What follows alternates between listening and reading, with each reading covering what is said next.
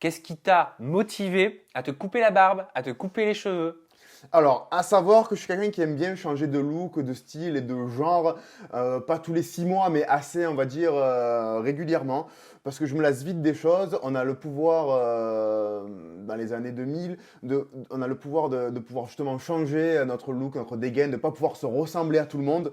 Et du coup, je tenais vraiment à changer de temps en temps de look, de style, de dégaine. Ça me fait kiffer, tout simplement. C'est un kiff. Et j'aime bien aussi voir les gens qui me reconnaissent pas. Dans mes grands débuts, j'avais pas les cheveux longs, j'avais une barbe très longue, j'avais les cheveux très courts. Les gens m'assimilaient à un certain personnage, à une personne, et quand je me suis rasé la barbe, j'ai laissé pousser les cheveux, ils me reconnaissaient pas. À qui? À qui?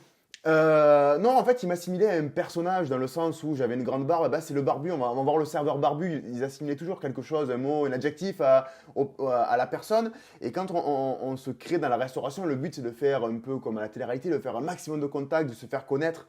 Et je voulais trouver quelque chose que les gens au premier regard ne puissent jamais m'oublier en restauration. C'est très important en fait comme point de repère. Donc j'avais laissé pousser la barbe longue, après j'ai laissé pousser les cheveux, après c'est les tatouages, et je me suis pris dans mon propre jeu avec la dégaine et être un peu extravagant, on va dire. Et t'as pas peur de devenir commun? Plus commun? Commun, oui et non, parce que la mentalité reste la même, la bouche ne change pas, la tchatche aussi, donc du coup on sera toujours différent à notre manière, mais commun, je pense que je serai jamais commun, je pense que je serai plutôt toujours authentique à mon avis.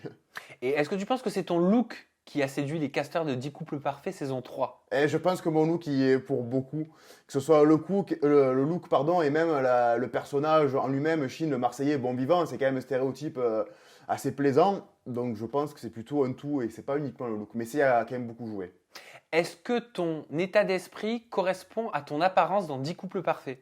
Oui, enfin, oui et non. Il y a deux parties état d'esprit. Il y a le côté, on va dire, Chine, bon vivant et vie privée, dans le sens où c'est quelqu'un de détente, qui aime la vie, qui aime se régaler, qui aime rire et qui aime ne pas se prendre la tête. Et le côté professionnel, parce qu'on allait dans un jeu. Donc du coup, c'était quand même, quand je rentre dans un endroit, je signe un contrat, on attend quelque chose de moi. Donc il faut que je sois bon, il faut que je garde quand même ma tête sur les épaules, que je sois sensé et que je sois assez professionnel. Donc j'avais deux personnes en moi dans cette aventure. Mais le côté professionnels et bons vivants, ils étaient 50-50, on va dire, dans cette aventure.